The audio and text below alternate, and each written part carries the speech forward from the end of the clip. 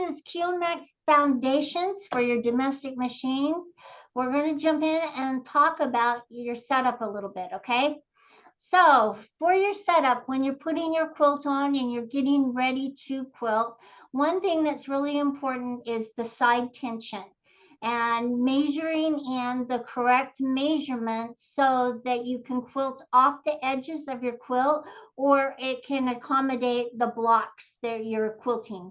So make sure you use either bungee clamps or a little side leader to pin the side to. This will help stabilize your quilt as you're quilting. This is extremely important. Otherwise, you're going to get a lot of play on the sides and it's going to move up and down. So stabilize those edges and make sure you're moving in the right amount. So, and this is kind of like trial by error, okay? So as you get used to it, you'll get really comfortable with setting your placements. So come in your 8 inches, that's enough clearance from the sides, on both sides. It's 8 inches in. And then from the take-up rail, it's about 2 inches so that you don't have the foot hit the take-up rail as it's quilting, okay? And then I kind of bring it in just another little inch to a half of an inch from that 8 inches that we've established, just to make sure that my design will clear, okay? So the next one screen is we're going to jump in and talk about, okay, sorry, I missed one. All right, talk about tacking down the edges of our quilt top to our backing and batting. This is so important. It also helps to stabilize your quilt top as you're quilting. And it also helps you if you're making an edge or quilting an edge to edge design, you can sew off the edges. Now, a true edge to edge design isn't sewn inside the parameters of the quilt top, it's sewn off the edges. Okay, so that's what we're expecting you to choose and do, to sew off the edges. If you sew on the inside, you can get those little sewing lines because it's a continuous line design and it doesn't look good. So sew off the edges and then you'll just cut these edges off, put your binding on, and you're good to go. All right, so my next screen is we're going to jump in and talk about the automation. So when you go into quilt, we're going to talk about blocks first. This is really important for you to remember. Okay, because I didn't know it was set as a default, and it is. Okay, so when you place your block, it is set for fit. So it will not stretch all the way to the edges or the corners that you're placing. So when this is off, you notice that you're going to have a little slight margin coming in. So if you've used block and you've had this little margin and you're wondering what the heck is going on, why isn't it sewing all the way to, or my points being placed all the way to the edge? It's because your fit is on and it's just keeping the aspect ratio of the design. Now, aspect ratio is keeping the design nice and even all the way around the block. So notice how this is not stretched, but when I turn this off and I turn the stretch on, it will move all the way to the corners. So you can decide whether or not you want to have this little gap, this little margin. It doesn't bother me that it's stretching, okay? But some people really like that aspect ratio, okay? And they really get fixated if it's not nice and cohesive. But it doesn't bother me. I like stretch, okay? Because I want it to stretch to those corners and match up all the way across my quilt. So remember that it's default to off. And when you want it to stretch to the corners, you want that stretch, you turn it on, okay? We're going to talk about some more of the buttons on there. All right, this is a design that doesn't have 4 distinct corners, okay, or 4 points on it. It's just a little flower. I like it with the aspect ratio, but I don't even mind it when the stretch is on. So It's up to you as a quilter to decide what you like and what you want it to look like as you're quilting. See, it doesn't bother me because most of our blocks will be pretty close to square. And so as it's stretching to the edges, I think it looks fine. Okay, now that we've talked about the stretch and the fit and what's defaulted and what's not, let's talk about the other things that you can do. So when um, your stretch is off and your fit is on, you have access to rotate your designs, and you can rotate 45, 15, 5 degrees, and 1. So you can do it a little increments at a time, and you can keep tapping, okay? Or when you tap on reset, it resets to the original angle that you pulled it in off of, okay? And you can flip horizontal and vertical. So you can decide how you want the design to look in your block. If you want it kind of whimsical, play with these buttons, and you can do a lot with them and make it just kind of a fun little quilt. Okay, so the next one is, let's jump in and talk about pantographs. This is extremely important for us to understand how it works. And I want you to think simple pantos. Simple pantos are just designs that don't have a lot of intersecting lines and aren't really complicated. They're just simple and cohesive. And I'm going to talk a little bit more about them later on, what designs to pick and choose from and what to stay away from that won't look good. So we're going to jump in. We're going to select our design, and I'm just selecting this little stipple, and we're going to tap on next. Okay. So I'm just going to kind of go through the process of placing the Panto on your quilt. So this is really important for you to remember. The throat size of your machine will really determine what size you can actually quilt out from top to bottom. So you can adjust the size of your pantograph, and that's how tall it is. The length isn't a problem. It's just the height, because you don't want it to be cropped off by the time you get to the bottom of your quilt. So remember, with a 9-inch through 13-inch machines, please do not do anything larger than a 3.5 to 5 inches, okay?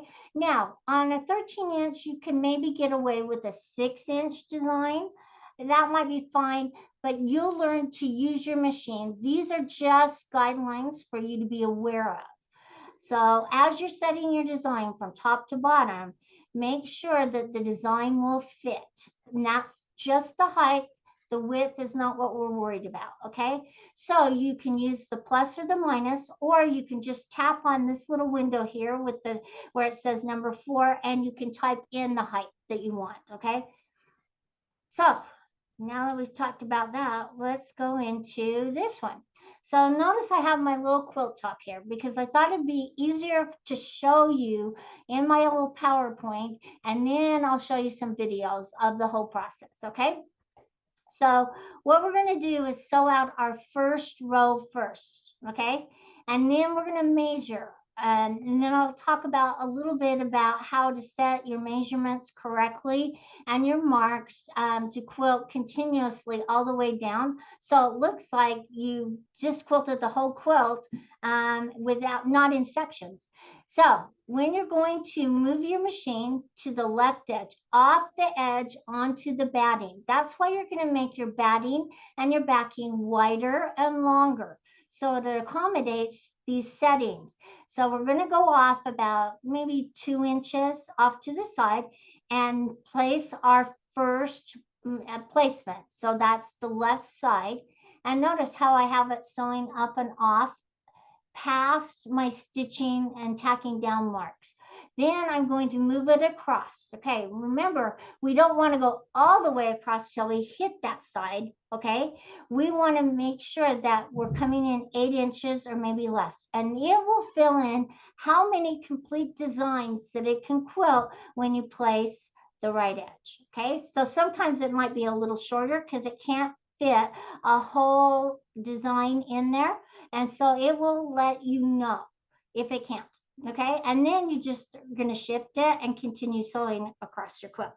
So that's the start and the stop of our first zone or section. Okay, so once we've done that and we've placed it, we are going to move our machine close to the start point, or if you hit move to start, it will move the machine for you, and you'll pull up your bottom thread. And make sure that you pull up your bottom thread to the top, because we don't want any dangling threads down underneath to get caught and sewn into our design on the back. It takes a long time to unpick those pieces, and we don't want to do that. Okay, so bring it up to the top, and then all you have to do is tap on move to start again and tap on OK, and it will take you to the next screen. All right. So once it takes you to the next screen, we're going to start our sewed countdown.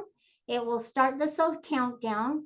And then when it gets to 1, you start your machine and you will sew out your quilt. Okay, so the next one is placing the next section. So we're going to shift our quilt so we can do the next section of our design to the right. So we're going to shift it to the left.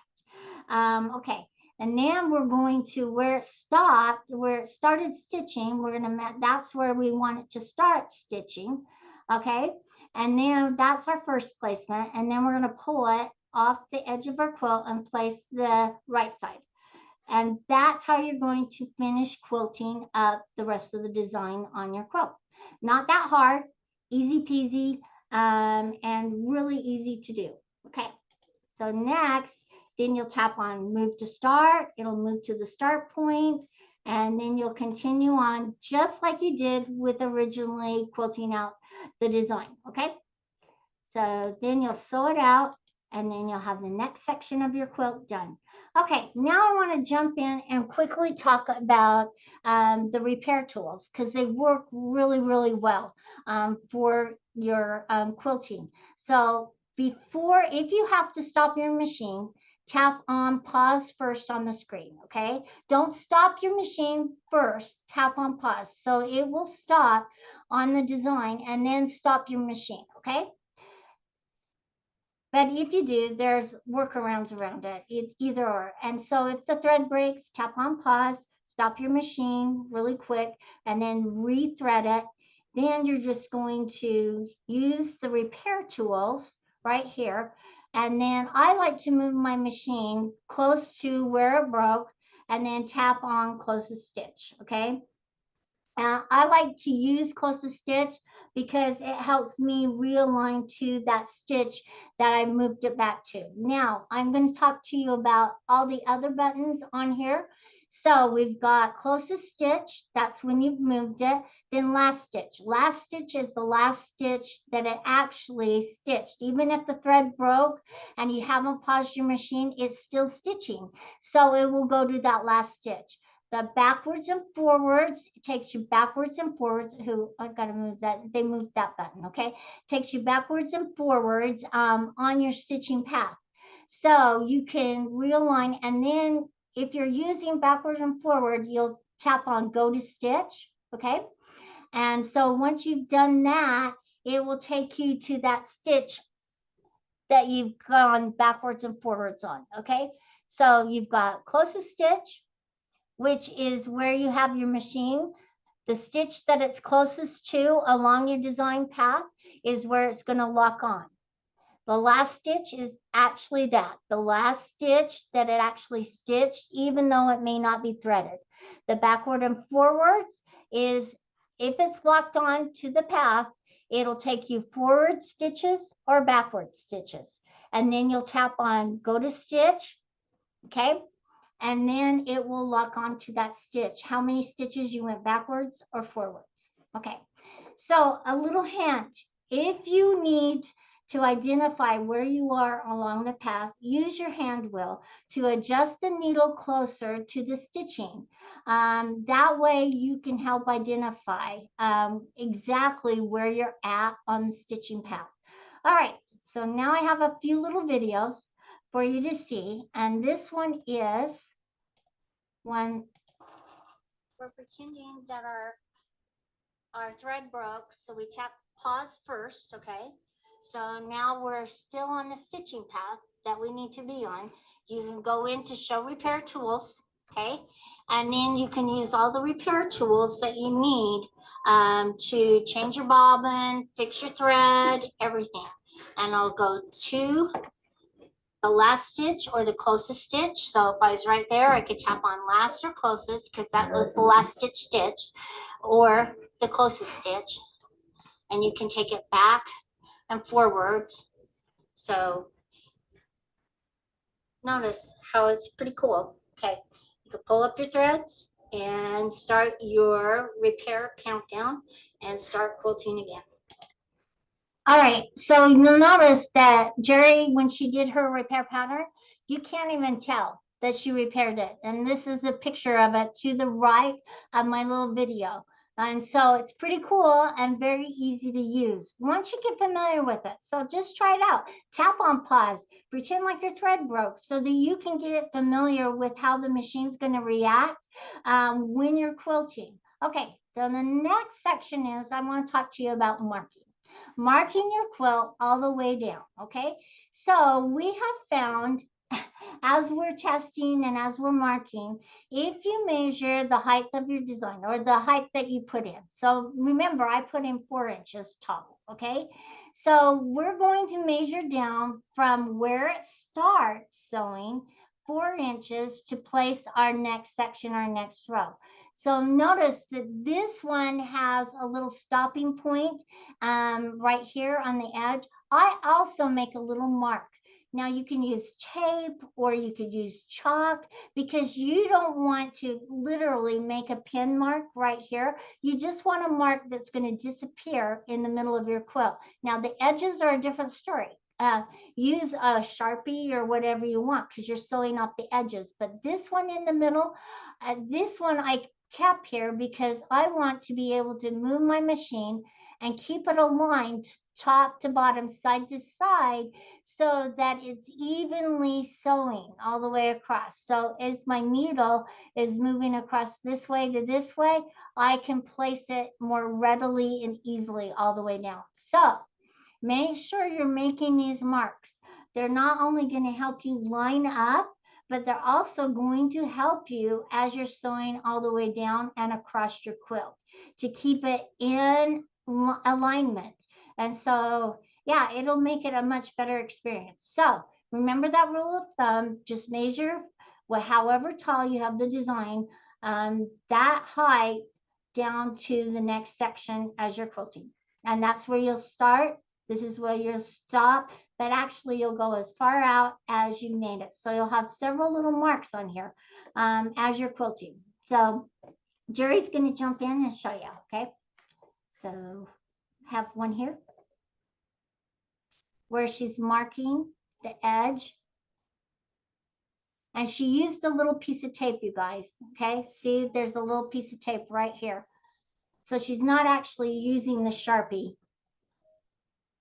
And she's measuring 6 inches, okay?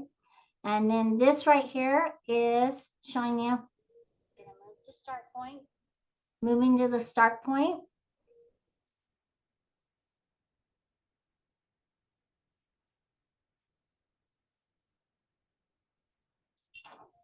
Bringing our thread up, using our single stitch. Our needle up, needle down, I should say. On our machine, moving back. I'm gonna say okay. And then she's going to start her countdown. All right, and so here we've got, I might not have these in the exact order, you guys. No. This is where it's going to load the design in. And it takes a minute. And I just wanted to, the reason I put this video in here, it takes a minute for your design to load, especially if it's a little more dense. So give it a second or two, and then you can go and start quilting it out. And this one here, last but not least, now we'll start our countdown.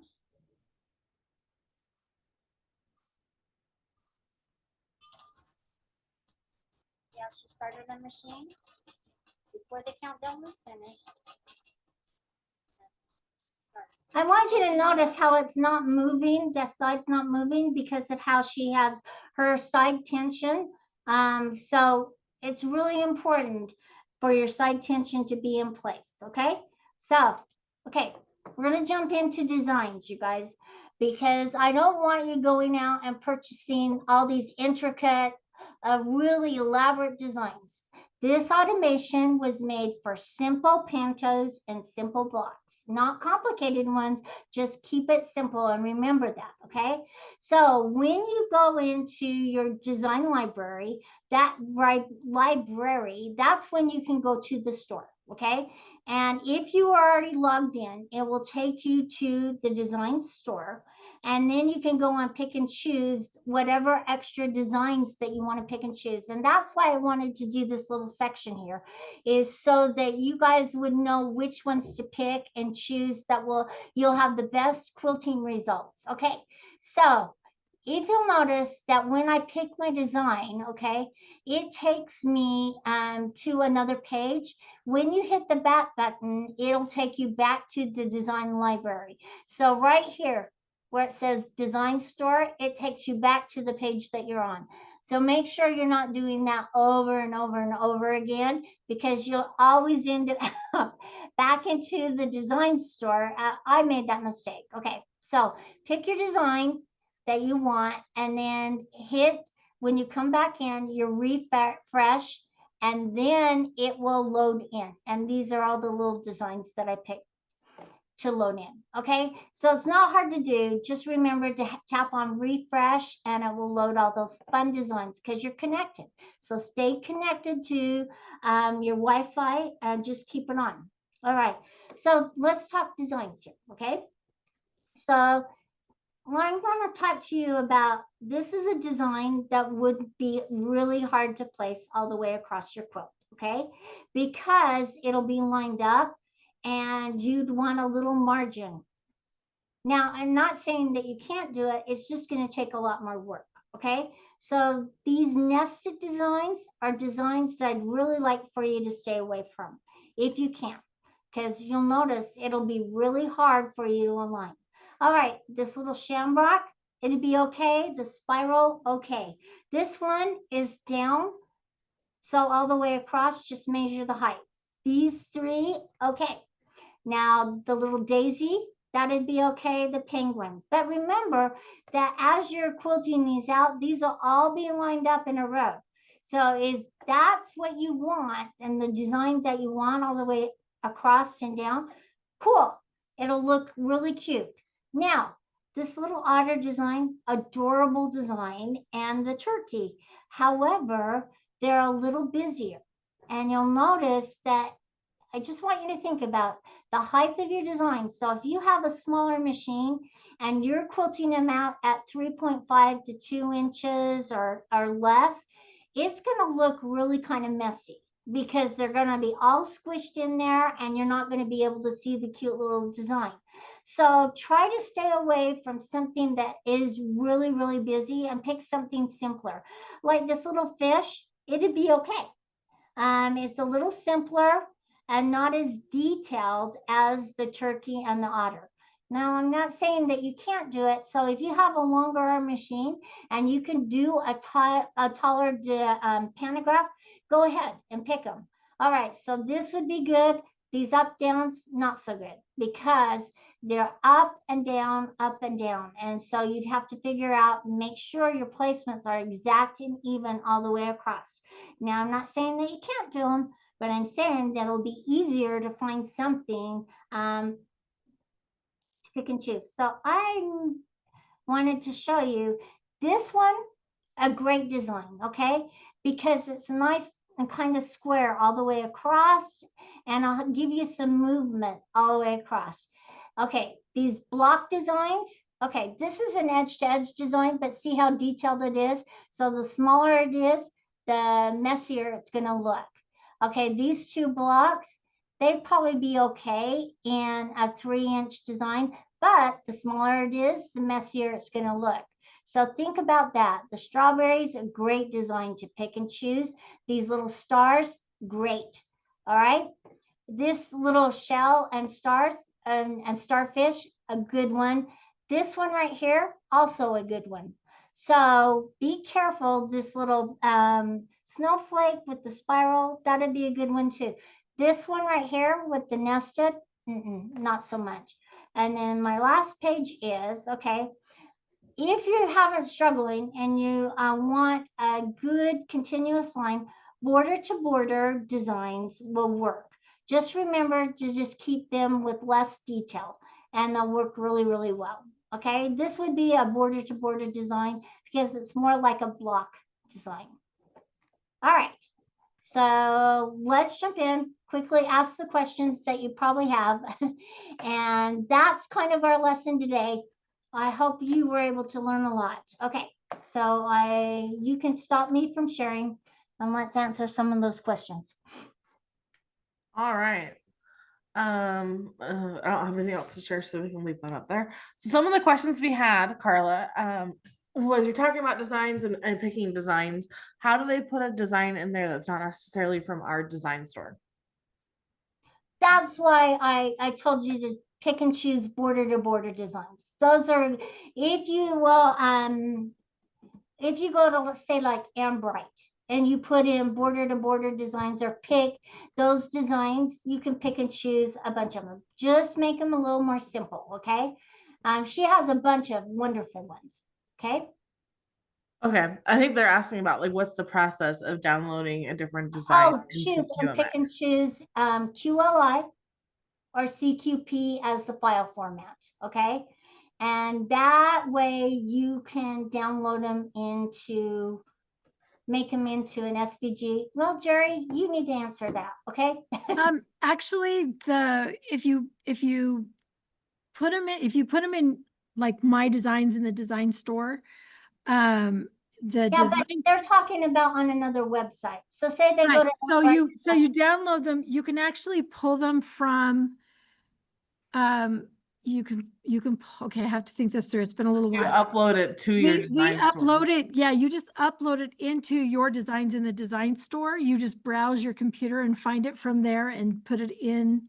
Okay. In the Next design week, store. we'll talk about uploading designs to the design store.